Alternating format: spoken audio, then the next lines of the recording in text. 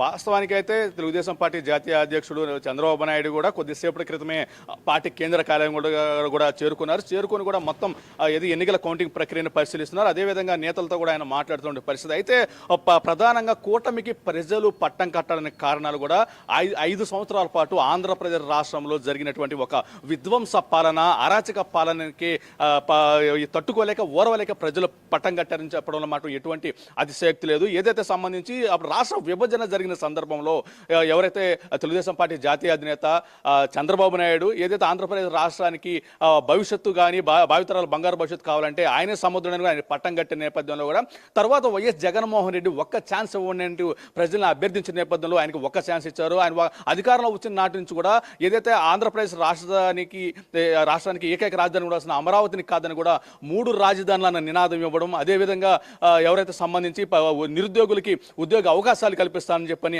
ఆ విషయంలో కూడా ఆయన విఫలమయ్యారు. అదేవిధంగా జాబ్ క్యాలెండర్ ప్రకటించడం విఫలమయ్యారు. ఎన్నికల సందర్భంలో మద్యపాన నిషేధం చేసిన తర్వాతే ఎన్నికలకు వస్తానని కూడా ఈ వాగ్దానాలు కూడా అన్ని నెరవేర్చినటువంటి పరిస్థితి. ఆ క్రమంలో 3 రాజధాని సందర్భంలో కూడా ఆయన తీసుకున్న నిర్ణయాన్ని కూడా ప్రజలైతే వ్యతిరేకించారు. మొత్తం మీద 5 ఏళ్ల పాటు కూడా వైసీపీ అరాచక పాలన చూసి సహించలేక ఓర్వలేక ప్రజలు కూటమికి పట్టం కట్టారు. గత 5 ఏళ్లలో కనుక చూసుకున్నట్లయితే ఒక్కసారి నిజంగా ఇప్పుడున్నటువంటి పరిస్థితులకి భిన్నంగా కూడా ఉన్నటువంటి పరిస్థితి ఏదైతే సంబంధించి ఆంధ్రప్రదేశ్ రాష్ట్రంలో ఏకైక రాజధాని అమరావతి కొనసాగుతుందని నాడు జగన్మోహన్ రెడ్డి మాటిసి ఆ మాటనైతే తప్పిన నేపథ్యంలో కూడా రాజధాని ప్రాంత రైతులైతే రాష్ట్ర వ్యాప్తంగా ప్రజలకు ఒక అవగాహన కల్పించేందుకు జగన్మోహన్ రెడ్డి పరిపాలన ఏ విధంగా ఉందో వాళ్ళకి తెలియజెప్పే ఒక ప్రయత్నం అయితే చేశారు.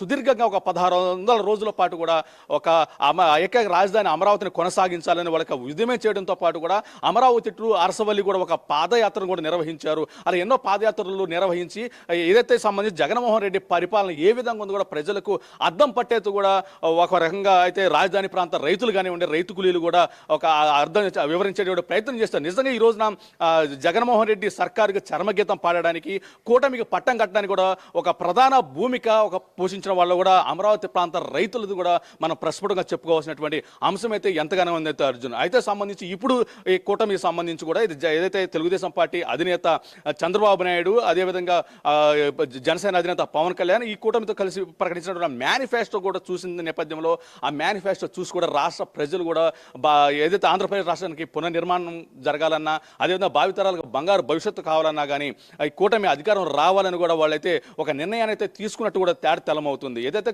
మొదటి నుంచి కూడా తెలుగుదేశం పార్టీ పిఠాపురంలో పరిస్థితి ఎలా ఉండబోతుంది, అక్కడ కూడా 3 రౌండ్లు పూర్తయ్యేసరికి కూడా 10,000 ఓట్ల మెజార్టీ ఆధిక్యంలో ఉన్నట్టు కూడా మనకు వార్తలు వస్తున్నాయి. సో పిఠాపురంలో